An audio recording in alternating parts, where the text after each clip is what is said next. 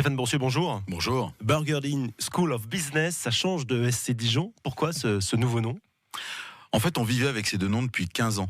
Puisque quand on était en France, on s'appelait Groupe ESC Dijon-Bourgogne, qui était avec la notion de groupe un peu dépassée et qu'on avait vocation à changer. Et puis dès qu'on était à l'international, on s'appelait Burgundy School of Business. Et la schizophrénie avait ses limites de vivre avec deux noms. Donc à un moment donné, on s'est dit il faut qu'on tranche. Et il s'avère que le Financial Times, qui est le classement le plus prestigieux dans le monde des écoles de management, depuis 2 ans, nous reconnaît sous Burgundy School of Business.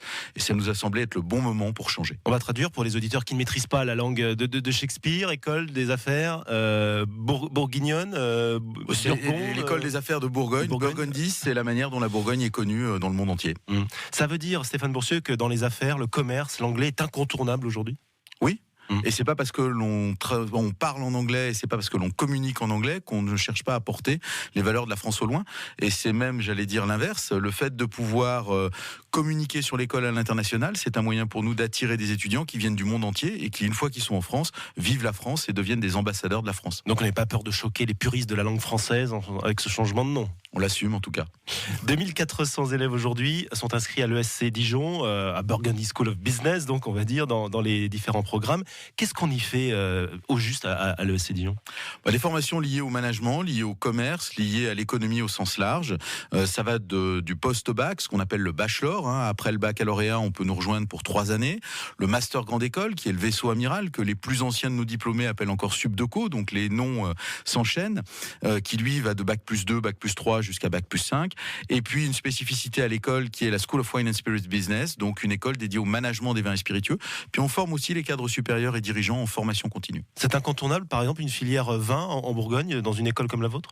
C'est incontournable à 2 niveaux. La première, c'est que le Bourgogne est un produit qui est absolument reconnu mondialement. Et puis on a la chance à Dijon d'avoir dans les années qui viennent une cité de la gastronomie et du vin qui va porter avec l'UNESCO la réputation de notre territoire. Donc cette alliance des deux fait que lorsqu'on veut être connu dans le monde entier, autant l'être sur un domaine très spécifique, en l'occurrence celui du management des vins et spiritueux. C'est ça qui fait l'attrait, la spécificité de l'école de Dijon ? Alors en France, on est une école généraliste en management. On fait de la finance, de la comptabilité, du marketing.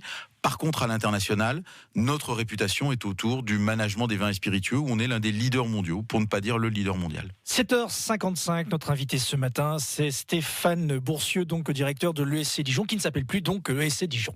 Stéphane Boursier, l'ESC Dijon change aussi de statut et devient une société anonyme à objet éducatif. Ça va changer quoi au quotidien ? Ça change tout. Pendant très longtemps, de 1900 à 2013, on a été un service de la Chambre de commerce et d'industrie de Dijon, puis la Chambre de commerce et d'industrie de Côte d'Or. En 2013, on est devenu une association loi 1901, ce qui a donné une autonomie à l'école.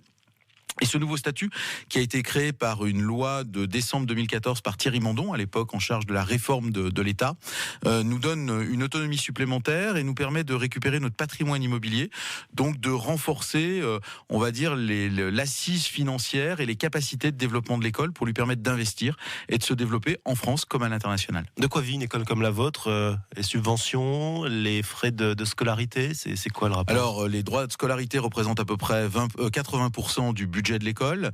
Les partenariats entreprises sous toutes les formes représentent de l'ordre de 15% du budget de l'école. Et les subventions qui représentaient en 2006 30% du budget de l'école ne représentent plus aujourd'hui que 5%. Et c'est, compte tenu de la situation économique, quelque chose qui est appelé encore à décroître. Ça veut dire que vous allez augmenter les droits de scolarité pour compenser la baisse des subventions ? Ça veut dire qu'on augmente les partenariats avec les entreprises, surtout. Dans les classements, le SC Dijon se situe dans la moyenne en France, 67e place au classement international des meilleurs masters en management. Le SC peut mieux faire, doit mieux faire ? Le SC est aujourd'hui à peu près à sa place. On peut progresser, gagner 1 ou 2 places et c'est l'objectif qu'on a tous les ans. 67e mondial dans le classement des meilleurs masters in management du Financial Times. Je trouve que c'est déjà pas mal. C'est pas mal. Dernière question, Stéphane Boursier, puisqu'il nous reste 30 secondes. Vous n'avez le droit de répondre que par oui ou par non à ces questions. Les écoles de commerce sont réservées à des étudiants riches. Non. On peut être boursier à l'ESC Dijon. Oui. En France, le niveau des grandes écoles baisse. Non. Quand on sort d'une école de commerce, on trouve forcément un emploi. Oui. Oui. Vous parlez anglais couramment ? Yes, definitely. Of course. Thank you, Mr. Boursier. Et puis je rappelle que vous êtes donc le directeur de la Burgundy School of Business. Et cette interview est à retrouver sur francebleu.fr. Merci à vous.